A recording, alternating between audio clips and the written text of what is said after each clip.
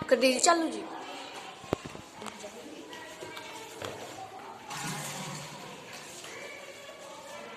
हाँ भाई प्यारे बच्चों, आज हम प्रश्नावली 2.1 कराएंगे। इसके अंदर हल कीजिए, यानी हमें संख्या दे रखी है उसको हल करना है, मान निकालना है उसका। 2 - 3/5 इसको हल कीजिए। तो 20 का बटे कुछ नहीं है, उसके बटे 1 वैल्यू होती है, यानी 1 से भाग करेंगे कोई फर्क नहीं पड़ेगा, इसलिए 1 लगा लेते हैं। 1 और 5 का एलसीएम लो। 1 और 5 का एलसीएम कितना आएगा? 5 ही आएगा। अगर हम 1 और 5 का एलसीएम लिए तो 5 से ही जाएगा, तो कितना आ गया? 5। तो 5 एलसीएम ले की टेबल में 5 कितने बार आता है? 5 5, 1 पंजे 5, और ऊपरले के साथ गुणा कर देंगे। 5 × 2, बीच में क्या है? माइनस। अब 5 के टेबल में 5 कितने बार आता है? 5 1 कम 5, और ऊपर वाली संख्या के साथ गुणा। 5 दूनी 10, -3 एकम 3, और नीचे कितना है? 5। 10 में से 3 का 7/5। इस प्रकार आप ये मान आ गया 7/5, ये निकाल सकते हो आप। उसके बाद दूसरा और कोई क्वेश्चन ले लो। 3 संख्या वाला है, 7/10 पार्ट है 5वां, और इसे आप कर सकते हो 5वें में 7/10 प्लस 2/5 प्लस 3/2। ये संख्या हल करनी है हमें। तो इसमें 2 थे, नीचे 2 संख्याएं थी, इसमें 3 संख्याएं हैं, 3 संख्याओं को हल करना है। तो तीनों का एलसीएम ले लेंगे, नीचे वाली संख्याओं का 2 5 10, तीनों संख्याओं का एलसीएम 2 का 5 का 10 का। पहले 2 से 2 एकम 2, 2 पंजे 10, फिर कितने से जाएगी? 5 से, 5 एकम 5, 5 एकम 5, तो कितना आ गया? 2 × 5, यानी एलसीएम आ गया 10। तो 2 5 10 का एलसीएम कितना आ गया? 10 आ गया। अब 10 की टेबल में 10 कितनी बार आता है? 1, 10 एकम 10, ऊपरली संख्या के साथ गुणा। बीच में 2 प्लस है तो प्लस ही लिखेंगे। 5 की टेबल में 10, 5 एकम 5, 5 दूनी 2 पर 5 दूनी 10, और ऊपर के साथ गुणा। फिर यहां प्लस है, प्लस लिखेंगे। 2 की टेबल में 10 देखो, अब 2 पंजे 10, पंजे पा इसलिए 5, ऊपरली संख्या के साथ गुणा। अब इनकी गुणा कर लो। 7 एकम 7, 2 दूनी 4, 5 3 15, और नीचे कितना है? 10। ऊपर वाली संख्या को जोड़ लो, सारी जमा की है। 7 4 11, 11 और 15 26, 26/10। अब इसको छोटा बनाने के लिए, हल करने के लिए इसको काट लो। 2 से कटता है 2 पंजे 10, 2 एकम 2, 2 3 6, यानी 13/5। तो हमारी जो संख्या है वो आगे मान आ गया 13/5। इस प्रकार ये 5वां पार्ट है वो भी हल हो गया। तो ये आप इस प्रकार हल कर देंगे। पहले तो एलसीएम लेंगे, और फिर ये देखेंगे कि इसकी टेबल में कितनी बार आता है, और ऊपर वाली संख्या के साथ उसकी गुणा। और इस प्रकार ये आपका पहला पार्ट के सारे भाग हो जाएंगे। एक माइनस का ले लेते हैं, लास्ट वाला पार्ट है 7वां पार्ट। 8 से ही 1/2 माइनस 3 सही 5/8, ये हल करना आपने। 8 दूनी 16, यानी पहले तो इसको, ये जो सही के है इसको सही को तोड़ेंगे। कैसे तोड़ेंगे? इसके साथ तो गुणा, 2 × 16, और इसको जोड़ दो। 16 1 17, 17/2, ये नीचे वाली संख्या नू की नू रहेगी। कैसे तोड़ेंगे? इन दोनों की गुणा, यानी 8 दूनी 16, और ये जोड़ देंगे। 16 1 17, और नीचे वाली संख्या नू की नू 17/2। अब इसको भी कैसे?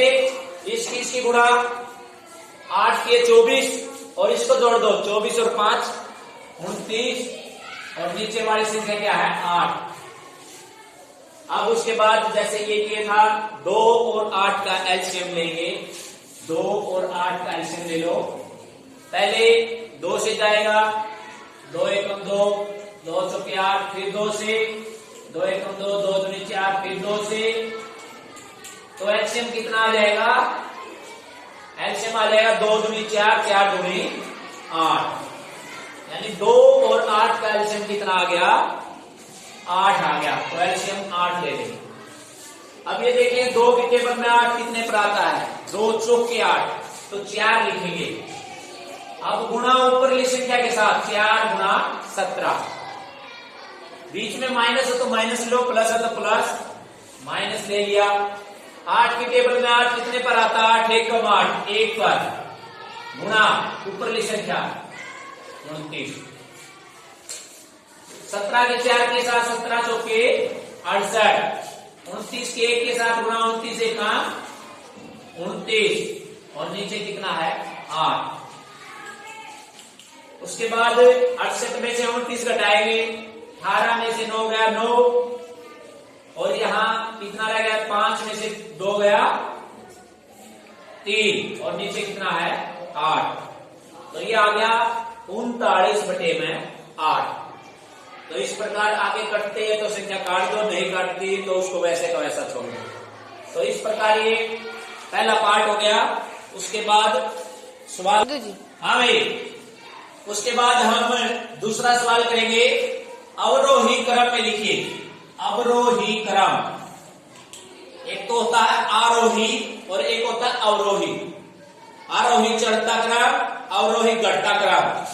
तो ये अवरोही में घटते क्रम में लिखना है, पहले बड़ा फिर छोटा, लास्ट में सबसे छोटा। तो ये बटे वाले संख्या है, कैसे करेंगे इनको? बटे वाले संख्या को हमेशा एलसीएम के द्वारा सोल्व करेंगे।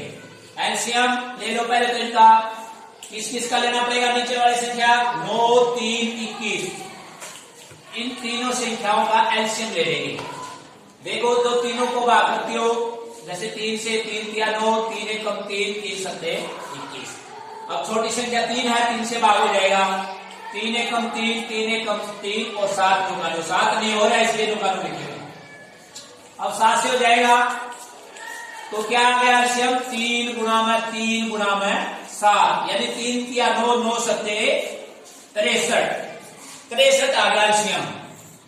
कितना आ गया? 63। अब 9 की टेबल में 63 देखो कितने बार आता है? 9 सत्ते 63, यानी 7 नहीं 63, 9 सत्ते, इसलिए 7 लिखेंगे।